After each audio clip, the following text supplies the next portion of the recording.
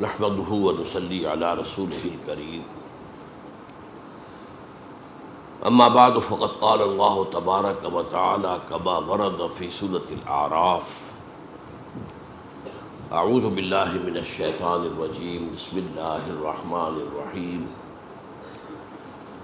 قالوا اوذينا من قبل ان تأتينا ومن بعد ما جئتنا قال عسى ربكم ان يهلك عدوكم ويستخلفكم في الارض فينظر كيف تعملون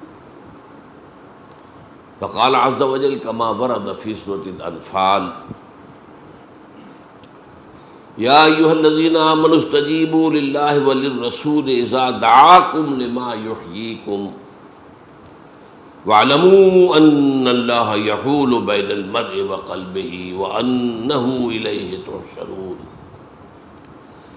واتقوا فتنة لا تصيبن الذين ظلموا منكم خاصة واعلموا أن الله شديد العقاب واذكروا إذ أنتم قليل مستضعفون في الأرض تخافون أن يتخطفكم الناس فآواكم وأيدكم بنصره ورزقكم من الطيبات لعلكم تشكرون يا أيها الذين آمنوا لا تخونوا الله والرسول وتخونوا أماناتكم وأنتم تعلمون واعلموا أنما أموالكم وأولادكم فتنة وأن الله عنده أجر عظيم وقال عز وجل كما ورد في سورة إبراهيم وإذ تأذن ربك لئن شكرتم لأزيدنكم ولئن كفرتم إن عذابي لشديد وقال عز وجل كما ورد في سورة محمد صلى الله عليه وسلم إن تتولوا يستبدل قوما غيركم ثم لا يكونوا أمثالكم صدق الله العظيم رب اشرح لي صدري ويسر لي أمري واحلل عقدة من لساني يفقهوا قولي اللهم ربنا ألهمنا رشدنا وأعذنا من شرور أنفسنا اللهم أرنا الحق حقا وارزقنا اتباعه وأرنا الباطل باطلا وارزقنا اجتنابه اللهم وفقنا نقيم نظام خلافة على منهاج النبوة في پاکستان اولا وفي كل العالم آخرا آمین یا رب العالمین۔ میں نے آج موضوع چنا ہے قرآن مجید کی تذکیر کے مضامین میں سے پاکستان کا ذکر قرآن میں۔ یہ بات بہت سے لوگوں کو عجیب لگے گی، پاکستان کا ذکر قرآن میں آج سے 1400 برس پہلے۔ اس کے ضمن میں پہلے تو آیت سن لیجئے، آیت نمبر 10 ہے یہ سورہ انبیاء کی۔ لقد انزلنا الیکم کتابا فیہ ذکرکم افلا تعقلون، دیکھو ہم نے تمہاری طرف ایک کتاب نازل کر دی ہے جس میں تمہارا ذکر ہے تاکہ تم عقل سے کام کرو۔ اب یہاں اس آیت میں ذکر کے دونوں معنی ہو سکتے ہیں، ذکر ہمارے حالات کا بیان یا ذکر نصیحت، تمہارے حصے کی نصیحت۔ لیکن ایک عظیم حدیث میں آ کر بات جو ہے وہ طے ہو جاتی ہے، طویل حدیث ہے، عظمت قرآن کے موضوع پر حضور کا کہ وہ حدیث بلکہ خطبہ کہنا چاہیے، اہم ترین ہے۔ راوی کون ہے؟ حضرت علی رضی اللہ تعالی عنہ فرماتے ہیں کہ حضور نے فرمایا صلی اللہ علیہ وسلم اتنہا ستکون فتنۃ، ان قریب ایک بہت بڑا فتنہ رونما ہوگا۔ اس پر حضرت علی فرماتے ہیں میں نے عرض کیا مل مخرج منہا یا رسول اللہ، اے اللہ کے رسول اس سے نکلنے کا راستہ کون سا ہوگا؟ بہت غور طلب بات ہے یہ، میں اس کی طرف اشارہ کیے بغیر گزر نہیں سکتا آگے۔ دیکھیے ہم ہوتے تو پوچھتے یہ فتنہ کب آئے گا، کیوں آئے گا، کدھر سے آئے گا، کیسے آئے گا، کیا شکل ہوگی اس کی، یہ سوالات پوچھتے ہیں۔ لیکن یہ تمام چیزیں معلوماتی ہیں، ان کا عملی کو فائدہ نہیں۔ ان ساری باتوں کا جواب مل جائے تبھی معلومات میں اضافہ ہوگا۔ عمل کیا ہے، اس سے بچاؤ کا راستہ کون سا ہوگا، یہ ہے سوال۔ یہ ہے فرق صحابہ کرام میں اور ہمارے مابین۔ حضرت علی نے پوچھا، یہ نہیں کہا یہ کب آئے گا، کیوں آئے گا، کدھر سے آئے گا، کیسے آئے گا، کیا صورت ہوگی، مل مخرج منہا یا رسول اللہ۔ اس پر آپ کا جواب ہے، بہت طویل حدیث ہے یہ، میں صرف ابتدائی چند جملے اور آخری چند جملے سناؤں گا۔ کتاب اللہ، فتنوں سے بچاؤ کا راستہ اللہ کی کتاب ہے۔ فیہ ذکر ما بعدکم وخبر ما قبلکم وحکم ما بینکم، اس میں تم سے پہلوں کا بھی ذکر ہے، تمہارے بعد کے حالات بھی ہیں، یہ آگے نہیں آگے بعد کے حالات بھی، اور تمہارے مابین جو بھی کوئی اختلافات کبھی ہوں گے ان کا حکم اور ان کا حل موجود ہے۔ پھر طویل حدیث ہے، بڑے پیارے پیارے جملے ہیں۔ لا تنقضی عجائبہ ولا یخلق عن کثرت الرد، لیکن میں آخری جملے سنا رہا ہوں صرف۔ من قال بہ صدقہ، جو شخص اس قرآن کی بنیاد میں کوئی بات کہے گا وہ سچ کہا اس نے۔ ومن حکم بہ عدل، اور جو اس قرآن کے ذریعے فیصلہ کرے گا اس نے عدل کیا۔ ومن عمل بہ اجر، اور جس نے اس پر عمل کیا اس کو اجر مل کر رہے گا۔ اور آخری ٹکڑا اہم ترین ہے، میرے لیے بہت بڑی بشارت ہے، بہت بڑی بشارت ہے، اور بھی جو میرے ساتھی اس تعلیم و تعلم قرآن میں لگ گئے ہیں ان کے لیے بڑی بشارت ہے۔ وَمَن دعا الیہ فقد ہدی الی صراط مستقیم، جو اس قرآن کی طرف بلائے گا لوگوں کو اس کی ہدایت ہو گئی سیدھے راستے کی طرف، یعنی کسی اور کی ہدایت ہو نہ ہو، کسی کو فائدہ ہو نہ ہو۔ ابو جہل کو فائدہ نہیں ہوا، ابو لہب کو فائدہ نہیں ہوا، اس سے کوئی حرف حضور پر تو نہیں آتا صلی اللہ علیہ وسلم۔ من دعا الیہ فقد ہدی، اب عربی زبان سے ذرا بھی واقفیت ہو چکی، اس کی ہدایت ہو چکی صراط مستقیم کی طرف۔ اللہم ربنا اجعلنا منہم۔ اب دیکھیے سورہ اعراف کی آیت نمبر 129 ہے۔ بنی اسرائیل آپ کو معلوم ہے سخت عذاب میں تھے، فرعونی انہیں جو عذاب دے رہے تھے، اور پھر خاص طور پر جو ایک خواب دیکھا تھا فرعون نے، اس کے بنا پر اسے مشورہ دیا گیا تھا کہ بنی اسرائیل میں جو بیٹا پیدا ہو اسے قتل کر دیا جائے، قتل عام۔ وہ جو اکبر الہ آبادی نے کہا تھا یوں قتل سے بچوں کی وہ بدنام نہ ہوتا، افسوس کہ فرعون کو کالج کی نہ سوجی، کالج بنا دیتا تو قتل ہو گئے ہوتے۔ یہ بھی تو قتل گاہیں ہیں، وہ قتل عام ہو رہا تھا۔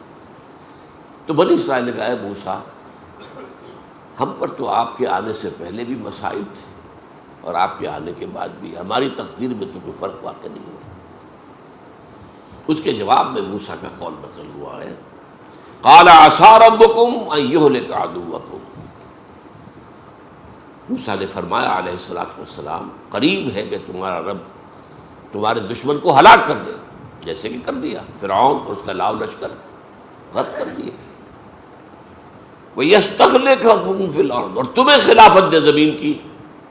آئی نا بعد میں خلافت ابو داؤد، حضرت داؤد کی، سلیمان کی، طالوت کی، ساری خلافتیں کس کی؟ فَيَنْظُرَ كَيْفَ تَعْمَلُونَ، پھر وہ دیکھے گا تم کیا کرتے ہو۔ یہ فَيَنْظُرَ كَيْفَ تَعْمَلُونَ بہت اہم ہے۔ ہمیں بھی اللہ نے ہندو کے غلبے سے بچایا، ہمیں ایک آزاد ملک دیا، پھر دیکھیں گے تم کرتے کیا، تم اپنے وعدوں میں سچے نکلتے ہو یا جھوٹے، فریبی اور مکار نکلتے ہو یا وعدہ پورا کرنے والے نکلتے ہو۔ یہ گویا کہ ایک امتحان اللہ کی طرف سے۔ ہم 60 برس سے زیادہ ہو گئے، 62 برس اس امتحان میں مبتلا ہیں۔ اور ہر روز جو طلوع ہو رہا ہے ہماری ناکامی اس امتحان میں زیادہ سے زیادہ نمایاں ہو رہی ہے. We have failed utterly. یا ایھا الذین آمنوا استجیبوا للہ وللرسول لما دعاکم لما یحییکم اذا دعاکم لما یحییکم. اہل ایمان لبیک کہو اللہ اور اس کے رسول کی پکار پر جبکہ وہ تمہیں پکارے اس چیز کی طرف جس سے وہ تمہیں زندہ کر دے گا. اب دیکھیے یہ مسئلہ آ گیا جو میں نے موضوع رکھا تھا آج کے لیے, یہاں اس کا اس کی مثال آ گئی, لما یحییکم. تو کیا پہلے مردہ تھے وہ اہل ایمان؟ کیا کفار مکے کے مردہ تھے؟ زندہ تو تھے, چلتے پھرتے تھے, روحیں مر گئی تھی. ان کا یہ جسمانی وجود قبر بن گیا تھا جس میں روح جو ہے دفن ہے. یہ چلتے پھرتے مقبرے یا چلتے پھرتے تعزیے, چلتے پھرتے تعزیے. اہل ایمان لبیک کہو اللہ اور اس کے رسول کی پکار پر جبکہ رسول تمہیں پکارے کس بات کی طرف جو تمہیں حیات روحانی عطا کرے گی. حیات جسمانی تو ہے, حیوان تو تم ہو. لہم قلوب لا یفقہون بہا ولہم اعین لا یبصرون بہا ولہم آذان لا یسمعون بہا اولئک کالانعام بل ہم اضل. یہ چوپایوں کے مانند ہیں, ان سے بھی گئے. وہ روحانی زندگی تمہیں دینے کے لیے اللہ تعالیٰ نے یہ کتاب اتاری ہے, تمہارے لیے جہاد کا راستہ کھولا ہے, تمہیں اپنی خدمت کا موقع دیا ہے. کیا کتنا پیارا شعر ہے فارسی کا, منت منے ہے کہ خدمت سلطان ہمیں کنی. دیکھو کوئی احسان نہ دھرو کہ تم بادشاہ کی خدمت کر رہے ہو. منت منے کہ خدمت سلطان ہمیں کنی, منت شناس ازو کہ بخدمت بداشتت. اس کا احسان مانو کہ اس نے تمہیں اپنی خدمت پر معمور کر دیا ہے. تو جسے اللہ اپنے دین کی خدمت پر معمور کر دے اس پر تو اللہ کا بہت بڑا احسان ہے, اس کا احسان مانے. تو اہل ایمان لبیک. اب یہ کس وقت آیات نازل ہو رہی ہیں؟ غزوہ بدر کے بعد. حضور کی دعوت اور تحریک جو ہے وہ قتال کے مرحلے میں آ چکی ہے, مشکل ترین مرحلہ. جان ہتھیلی پر رکھ کر میدان میں آنا آسان کام نہیں ہے. جو جنگ میں گیا ایک جگہ ایک طرح سے تو گویا کہ موت کے منہ میں گیا, بچ کے آ جانا جو ہے یہ تو گویا کہ ایک نئی زندگی ہے جو مل گئی. اس کے بعد ایک دھمکی آ رہی ہے, ایک تو تشویق. یہ جو دعوت تمہیں نبی دے رہے ہیں صلی اللہ علیہ وسلم, یہ تمہاری حیات روحانی کا ذریعہ بن جائے گی. تم صرف حیوانی طور پر زندہ نہیں رہو گے, روحانی طور پر بھی زندہ رہو گے. اب اس کے بعد ایک تنبیہ آ رہی ہے, وَاعْلَمُوا أَنَّ اللَّهَ يَحُولُ بَيْنَ الْمَرْءِ وَقَلْبِهِ وَأَنَّهُ إِلَيْهِ تُحْشَرُونَ. جان لو اللہ انسان کے اور اس کے قلب کے درمیان حائل بھی ہو جایا کرتا ہے. ایک وقت آتا ہے انسان نیکی کرنا چاہتا ہے, نہیں کر سکتا. یہ وہ شے ہے جس کو قرآن میں کہا گیا ختم اللہ علی قلوبہم وعلی سمعہم وعلی ابصارہم غشاوہ. ایک پوائنٹ آف نو ریٹرن عافیت اس میں ہوتی ہے. آج آپ پر کوئی حق منکشف ہوا, قبول کریں فوراً. اگر دل نے گواہی دی حق ہے پھر آپ نے نہیں مانا تو آپ کو سزا ملے گی. کیا؟ اب حق کو پہچاننے کی صلاحیت کم کر دی جائے گی. اب زیادہ بڑا سٹیمولس درکار ہوگا تمہیں حرکت میں لانے کے لیے. پھر بھی حرکت میں نہ آئے تو پھر اور کم ہو جائے گی. ہوتے ہوتے اللہ کا یہ قانون جو ہے حائل ہو گیا اب دل اور انسان کے درمیان. اور جان لو کہ تمہیں بالآخر اسی کی طرف جمع کیے جانا ہے. وَاتَّقُوا فِتْنَةً لَا تُصِيبَنَّ الَّذِينَ ظَلَمُوا مِنْكُمْ خَاصَّةً. اور ڈرو اس عذاب سے جو تم میں سے صرف ظالموں کو اپنی گرفت میں نہیں لے گا، اس میں بے گناہ بھی مارے جائیں گے، جس کو آپ کہتے ہیں اپنے محاورے میں گیہوں کے ساتھ گھن بھی پس جاتا ہے۔ جب عوامی اور عمومی عذاب آتا ہے تو صرف ظالم ہی نہیں پستے اس میں۔ وَاتَّقُوا فِتْنَةً لَا تُصِيبَنَّ الَّذِينَ ظَلَمُوا مِنكُمْ خَاصَّةً۔ میں نے جو رات بات کہی تھی، عذاب سر پر کھڑا ہے، اگلی آیت میں اس کا ذکر ہو رہا ہے۔ یہ شک، اور پھر یہ تو نہیں ہوگا کہ صرف بدکار ہی مارے جائیں۔ مشرقی پاکستان میں کیا صرف بدکار مارے گئے تھے؟ ہسپانیہ میں کیا صرف بدکار مارے گئے تھے؟ ایک ملک جس پر 800 برس حکومت کی مسلمانوں نے، اور پھر ایک بچہ بھی وہاں نہیں چھوڑا گیا زندہ، یا جلا دیے گئے، یا قتل کر دیے گئے، یا زبردستی عیسائی بنا لیے گئے، اور یا جہازوں میں بھر بھر کر اور افریقہ کے شمالی ساحل پر ڈمپ کر دیے گئے، جہاں نہ کچھ کھانے کو نہ پینے کو۔ تو ڈرو اس عذاب سے، جب آئے گا تو اس کی چکی میں صرف گیہوں نہیں پیسے گا، گھن بھی پیسے گا۔ صرف ظالمین پر جو ہے ان پر وہ عذاب نہیں ہوگا، عام لوگوں پر بھی ہوگا۔ وَاعْلَمُوا أَنَّ اللَّهَ شَدِيدُ الْعِقَابِ، اور جان لو اللہ تعالیٰ عقاب میں، سزا میں بہت سخت ہے۔ شدید العقاب، یہ بھی وہ بات ہے کہ جو کئی مرتبہ میں نے بیان کی ہے۔ اللہ کی یہ دونوں شانیں ہیں، سامنے رہنی چاہیے۔ وہ غفار بھی ہے، ستار بھی ہے، وہ رحیم بھی ہے، وہ غفور بھی ہے، وہ رؤوف بھی ہے، لیکن شدید الانتقام، شدید العقاب، یہ بھی اس کی شانیں ہیں۔ اس کی شان رحیمی پر دھوکہ نہ کھا جانا۔ یا ایھا الانسان ما غرک بربک الکریم، کیا دھوکہ کھا لیا تم نے؟ اللہ تو بخشنے والا ہے، وہ بخشنے والا بھی ہے اور جہنم میں جھونکنے والا بھی وہی ہے۔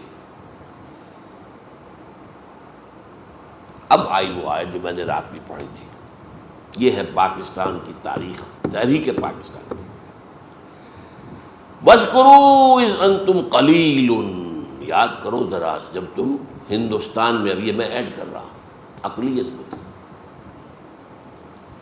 ہندو 4 گنا زیادہ تعلیم یافتہ، سرمایہ دار، انگریز کے قریب، انگریز نے حکومت چھینی تھی مسلمان سے، مسلمان کو وہ سمجھتا تھا اس میں بغاوت کے جراثیم ہے۔ ہندو کے لیے کیا تھا؟ چینج آف ماسٹرز، پہلے مسلمانوں کے غلام تھے، اب انگریزوں کے ہو گئے، ان کے لیے تو کوئی بڑی بات تھی نہیں۔ اس وقت جو خوف طاری تھا، وَاذْكُرُوا إِذْ أَنْتُمْ قَلِيلٌ مُسْتَضْعَفُونَ فِي الْأَرْضِ، زمین میں تمہیں دبا لیا گیا، ہندو غالب تھا۔ جو پروونسز جو تھے جہاں مسلمان اقلیت میں تھے، وہاں کو ہندو غالب تھا، میجورٹی میں بھی تھا۔ میجورٹی کے صوبے جو ہے مسلمانوں کے، وہاں کے زمینداروں کی زمینیں ہندوؤں کے پاس رہن تھی، اور اگر کوٹا سسٹم نہ ہوتا تو یہاں تو مسلمان کو تعلیم یافتہ ہوتا ہی نہ۔ میڈیکل کالج میں کوئی مسلمان داخل ہو سکتا تھا، انجینئرنگ کالج میں کوئی مسلمان داخل ہو سکتا تھا، وہ تو کوٹا بنا دیا گیا ہے، اتنے % سیٹیں ملیں گی چاہے نمبر کم ہو۔ وَاذْكُرُوا إِذْ أَنْتُمْ قَلِيلٌ مُسْتَضْعَفُونَ فِي الْأَرْضِ تَخَافُونَ أَن يَتَخَطَّفَكُمُ النَّاسُ، اب یہ تھا مستقبل کا خوف، تمہیں اندیشہ تھا کہ تمہیں لوگ اچک کر لے جائیں گے،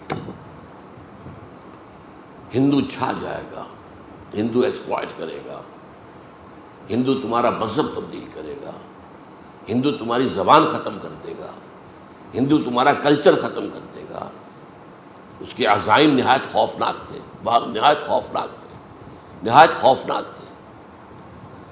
یہ 16 اپریل 1946 کو تقریر کی تھی محمد علی جناح المعروف بقائد اعظم، یہاں آپ کے حبیبیہ ہال جو اسلامیہ کالج کا ہال ہے، خواتین کے اجتماع میں۔ جس میں انہوں نے کہا تھا اگر خدا نہ خواستہ خدا نہ خواستہ خدا نہ خواستہ ہم حصول پاکستان میں ناکام ہو گئے تو ہندوستان کی سرزمین سے اسلام اور مسلمانوں کا نام و نشان مٹ جائے گا۔ جو شخص ذرا بھی واقف ہے جناح کی شخصیت ہے وہ جانتا ہے وہ لفظوں سے کھیلنے والا نہیں تھا، وہ اوریٹر نہیں تھا، خطیب نہیں تھا، جوشیلا نہیں تھا، جذباتی نہیں تھا، تو بہت ٹھنڈا آدمی، وکیل تو بہت ٹھنڈا ہوتا ہے، ججی تو نہیں بات کرتا۔ تو تخافون ان یتخطفکم الناس فآواکم، تو اللہ نے تمہیں پناہ دی۔ ہندوستان کے مشرق اور مغرب میں 2 ملک عطا کر دیے، آؤ۔ کم سے کم اس وقت کے ہندوستان میں جو مسلمان تھے ان میں سے 2/3 کو ہندو کے غلبے سے بچا لیا۔ 10 کروڑ کل آبادی تھی ہندوستان میں مسلمانوں کی اس وقت، اس میں سے 6.5 کروڑ یہ مشرقی پاکستان مغربی پاکستان میں آ رہے ہیں، ہندوستان میں رہ گئے 3-3.5 کروڑ، تو کم سے کم یہ تو بچ گئے نا۔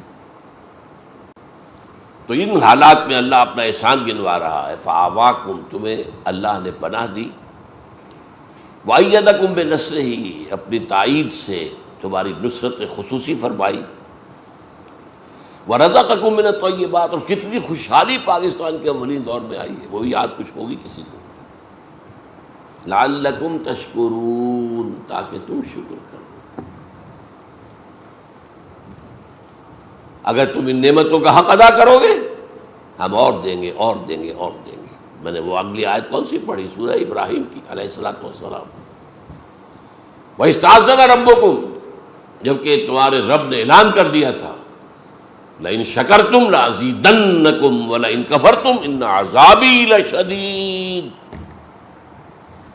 اگر تم ہمارے انعامات پر شکر کرو گے، ان کا حق ادا کرو گے، ان نعمتوں کا حق ادا کرو گے، یہ آزادی ہم نے تمہیں دی تھی اس کا حق ادا کرو گے، تاکہ اس آزادی کو اللہ کے قدموں میں ڈال دو، اے اللہ ہم تیرے غلام ہیں۔ ہماری آزادی وہ نہیں ہے، مادر پدر آزادی نہیں ہے، ہم آزاد ہونا چاہتے تھے ہندو اور انگریز سے، تاکہ تیرے بندے بنے، تیرا دین قائم کرے۔ اگر یہ ہم کرتے لَأَزِيدَنَّكُمْ، میں اس آیت کی روح سے لازم سمجھتا ہوں کہ پاکستان بھارت کے اور علاقے فتح کرتا، کم سے کم کشمیر کا تو سوال ہی پیدا نہیں ہوتا کہ جانے دیتا، لیکن ہم نے پہلے روز سے ناشکری کی، اللہ کے دین کی طرف قدم نہیں بڑھایا۔ میں اس میں نہیں جانا چاہتا کون ذمہ دار ہے،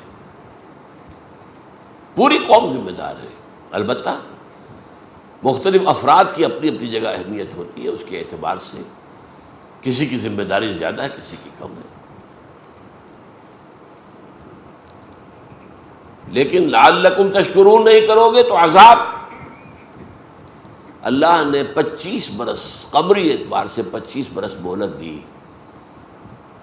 پھر عذاب کا پہلا کوڑا پڑا مشرقی پاکستان، 93,000 ہمارے قیدی ہندو کے ہاتھ، کتنا اسلحہ، کتنے ہمارے جہاز، کتنے ہمارے ٹینک ہندو کے پاس گئے۔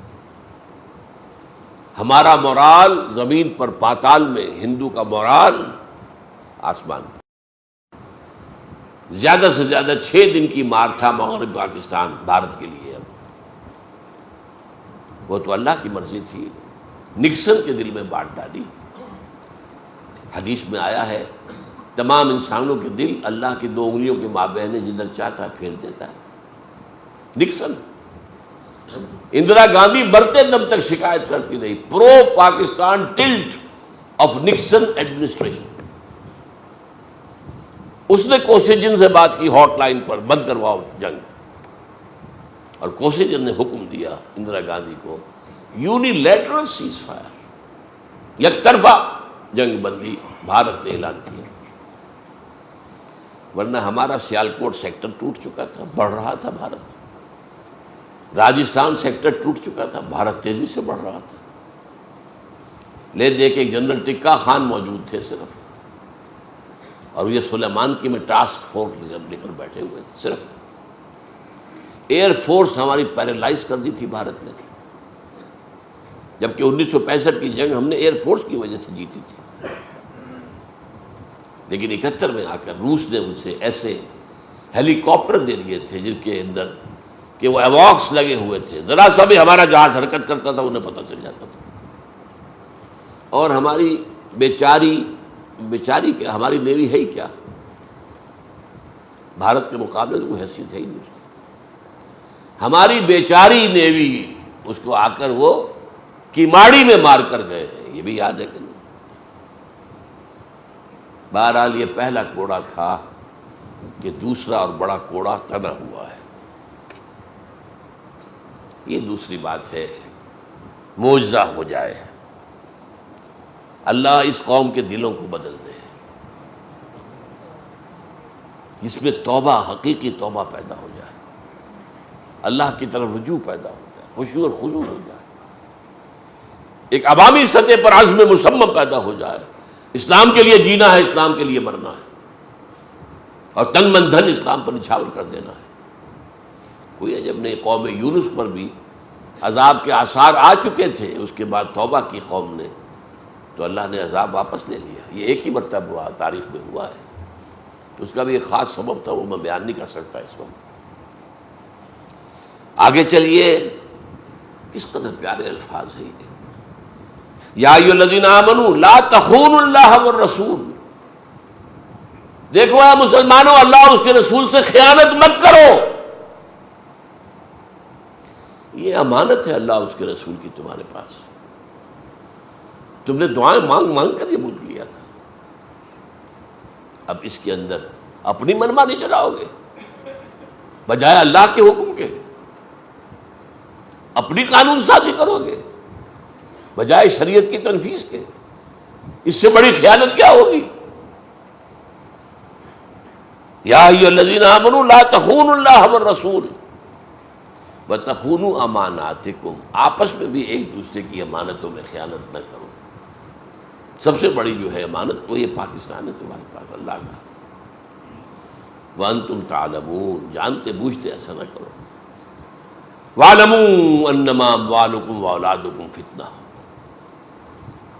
اور جان لو تمہارے مال اور اولاد فتنہ ہے. یہ تمہیں دنیا ہی میں مگن رکھتے ہیں.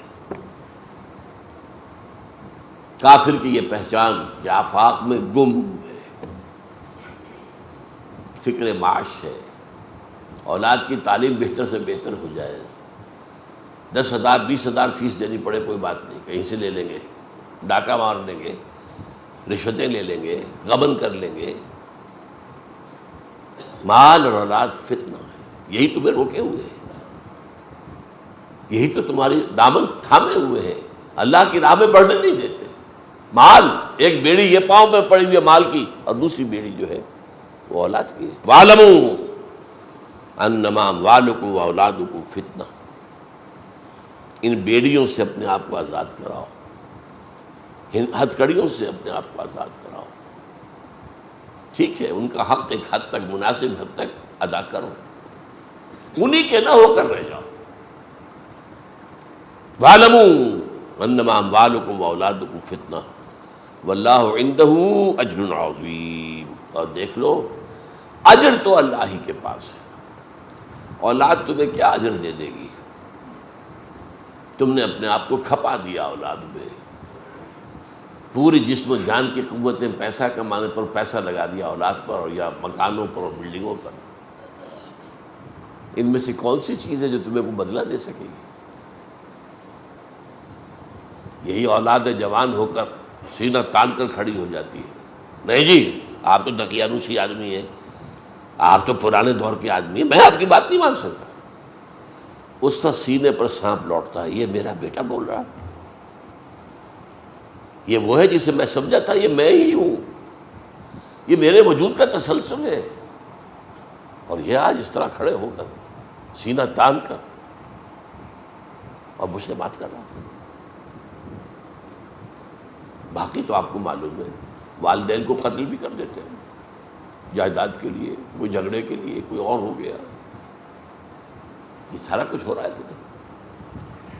اس کے بعد پھر میں نے وہ آیت پڑھی تھی سورہ ابراہیم کی، جو اس میں پہلے پڑھ چکا ہوں.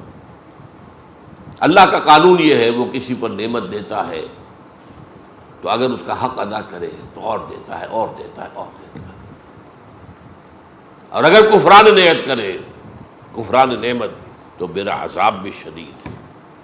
ایک شدید عذاب کا مزہ ہم چکھ چکے ہیں، لیکن وہ عذاب اکبر نہیں تھا۔ پاکستان ختم ہو جاتا، یہ بھی ہو سکتا تھا۔ میں نے تو ابھی آپ سے کہا، میں ڈنکے کی چوٹ کہہ رہا ہوں، 71 میں صرف 6 دن کی مار تھا پاکستان بھارت کا۔ It could have vanished from the map of the world right in 1971۔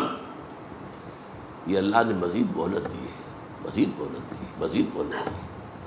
اور مہلت کن کے ذریعے سے دلوائی ہے؟ ہمارا زور چلتا تھا نکسن پر، کوئی ہمارا زور چلتا تھا کوسیجن کے اوپر، اور اندرا گاندھی تو فاتح تھی، وہ ہماری بات سننے والی کہاں تھی؟ اس نے تو بڑے فخر سے کہا تھا، ہم نے نظریہ پاکستان، دو قومی نظریے کو خلیج بنگال میں غرق کر دیا ہے۔ کہاں گیا تمہارا دو قومی نظریہ؟ کیوں علیحدہ ہو گیا مشرقی پاکستان اگر تم ایک قوم تھے؟ اور ہم نے اپنی 1000 سالہ غلامی کا بدلہ چکا لیا مسلمانوں سے۔ یہ اس کی فاتحانہ شان تھی اندرا گاندھی کی۔ تو اگر تم کفران نعمت کرو گے تو پھر میرا عذاب بھی بہت سخت ہے، پھر اس کے لیے تیار ہو۔ اور وہ عذاب کیا ہے؟ وَاتَّقُوا فِتْنَةً لَا تُصِيبَنَّ الَّذِينَ ظَلَمُوا مِنكُمْ خَاصَّةً۔ وہ جب آئے گا، عوامی عذاب جب آتا ہے تو وہ پھر فرق نہیں کرتا۔ آخرت میں جو عذاب ہوگا وہ انڈیویجول بیسس پر ہوگا۔ آپ کا حساب کتاب یہ ہے، انڈیویجول، کلہم آتی ہے یوم القیامت فردا۔ وہاں قومی سطح کا حساب نہیں ہے، قومی سطح کا حساب یہاں ہوتا ہے، اور یہاں پر پوری قوم پکڑی جاتی ہے۔ جیسے کہ میں اسپانیہ کی مثال دے چکا، ان تتولوا یستبدل قوما غیرکم ثم لا یکونوا امثالکم۔ اے مسلمانوں، اگر تم پیٹھ دکھا دو گے، ہم نے تمہیں ایک بہت بڑا اونچا مقام دیا ہے، واجتباکم، تمہیں چن لیا ہے، تمہیں خیر امت بنایا ہے، کنتم خیر امت اخرجت للناس۔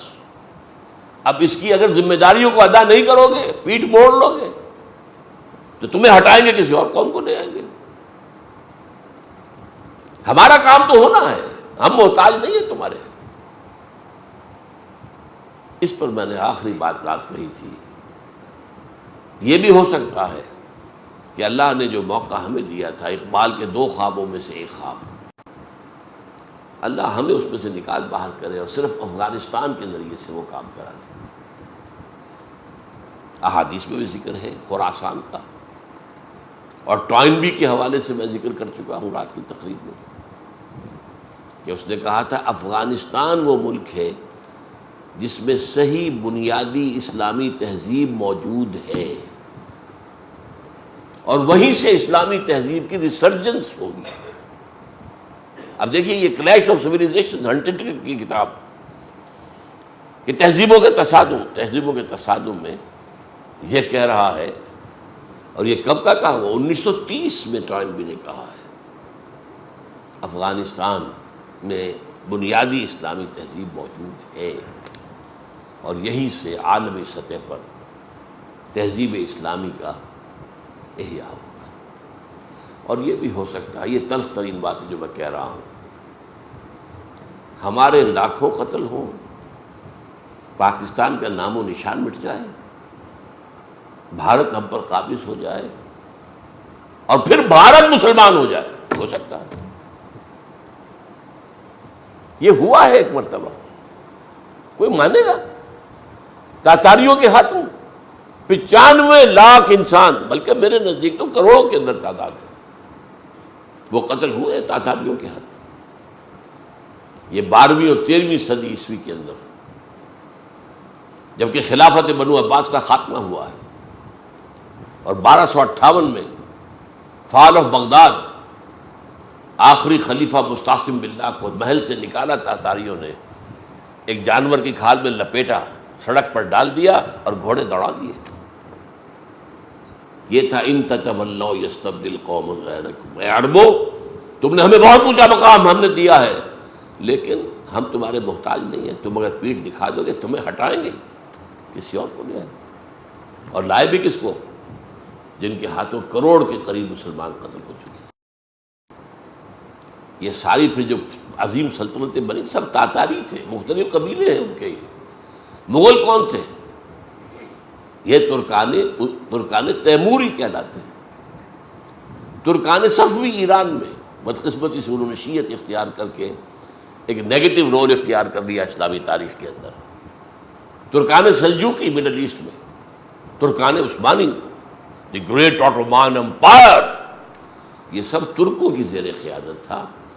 عرب اٹھا کر پھینک دیے گئے، اب تم قیادت سے معزول، اب یہ قیادت جو ہے ان ترکوں کے ہاتھ میں۔ میں نے ذکر کیا تھا دی فلاڈلفیا ٹرمپٹ، اور یہ میں حیران ہو گیا تھا کہ یہ اگست 2001 میں چھپا تھا۔ ستمبر 2001 میں 9/11 جسے کہتے ہیں وہ ہو گیا، اور اس کے الفاظ کیا ہیں؟ Most people think the crusades are a thing of the past, over forever, but they are wrong. Preparations are being made for a final crusade, and it will be the bloodiest of all. یہ اس کا editor لکھ رہا ہے، اس کا editor جو ہے Gerald فلری، اس کے الفاظ حیران کن۔ اگست میں یہ الفاظ چھپ رہے ہیں، ستمبر کے اندر وہ حادثہ ہوا۔ یہ ساری تیاری کس کی تھی؟ کروسیڈ کی تھی۔ اس کے لیے امریکی قوم کو تیار کرنا تھا، اسی لیے بش کی زبان سے کروسیڈ کا لفظ نکل گیا، بعد میں اس نے اسے اصلاح کیا۔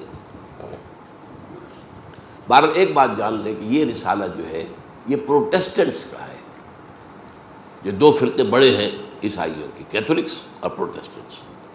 یہ پروٹیسٹنٹس جو ہے پاپائیت کے بہت خلاف، کیتھولزم کے خلاف، پوپ کو یہ شیطان کہتے ہیں۔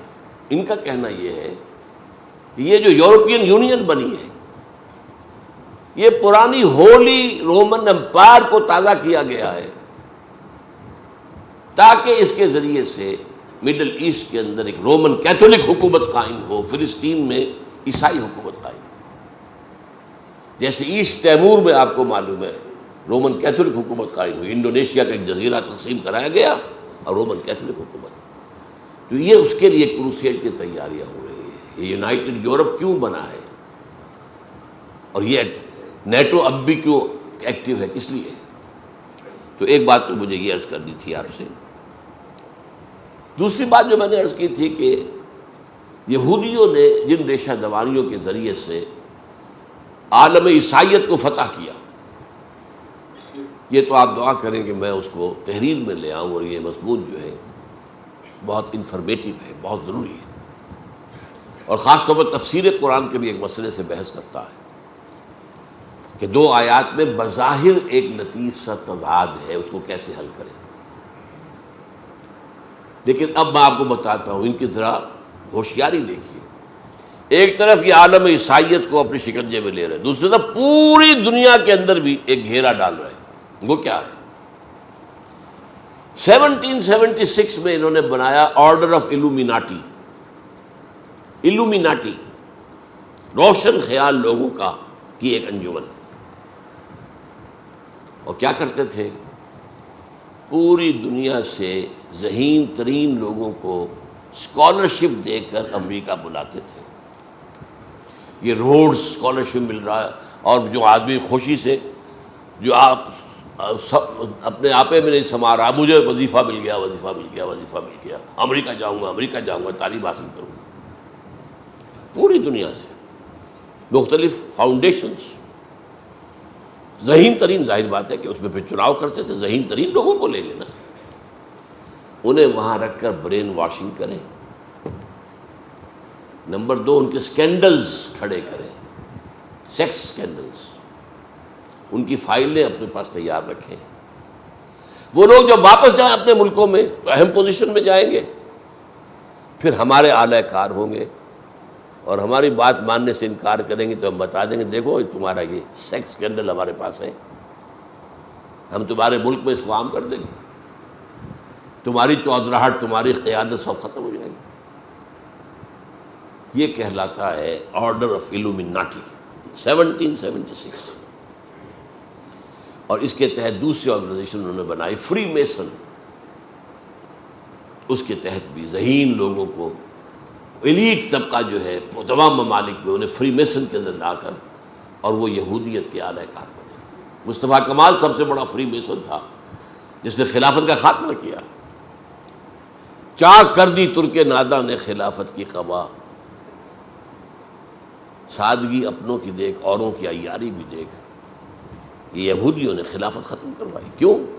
سلطان عبد الحمید خان سے انہوں نے کہا تھا آپ ہمیں فلسطین میں آباد ہونے کا حق دے دیں، آپ کے سارے قرضے ہم معاف کر دیں گے، سارے چیزیں یہ ہو جائیں گی۔ اس نے انکار کر دیا۔ میں رات بتا چکا ہوں، حضرت عمر نے عہد کیا تھا، جب عیسائیوں نے ہینڈ اوور کیا ہے بیت المقدس حضرت عمر کو رضی اللہ تعالیٰ عنہ، اس معاہدے میں یہ طے ہوا تھا کہ یہاں پر یہودیوں کو آپ آباد نہیں ہونے دیں گے۔ یہ تو حضرت عمر نے رعایت کی تھی کہ یہودی یہاں آ سکتے ہیں، آئیں اپنے مقامات مقدسہ کی زیارت کریں، ویلنگ وال پر آئیں، عبادت کریں، روئیں دھوئیں اور پھر جائیں واپس۔ آباد نہیں ہو سکتے، گھر نہیں خرید سکتے، کوئی کھیت نہیں خرید سکتے، کوئی دکان نہیں خرید سکتے۔ اچھا، آج اخبار میں دیکھا ایک بہت بڑی غلطی ہے، مسجد اقصیٰ نیچے لکھا ہوا، اوپر جو ہے ڈوم آف دی راک کی تصویر ہے۔ پتہ ہی نہیں لوگوں کو مسجد اقصیٰ اور ڈوم آف دی راک میں فرق کیا۔ یہ جان لیجئے جیسے ہمارے ہاں ایک بڑی خوبصورت قابل دید جگہ ہے ڈوسائی پلین، یہ کوہستان کے علاقے میں، جس کردو اور کوہستان ادھر سے گلگت کے درمیان یہ علاقہ آتا ہے، 14,000 فٹ کی بلندی پر اوپر جا کر ایک میدان ہے بہت بڑا، نہایت خوبصورت، نہایت خوبصورت، ہر طرف پھول ہی پھول، رنگا رنگ۔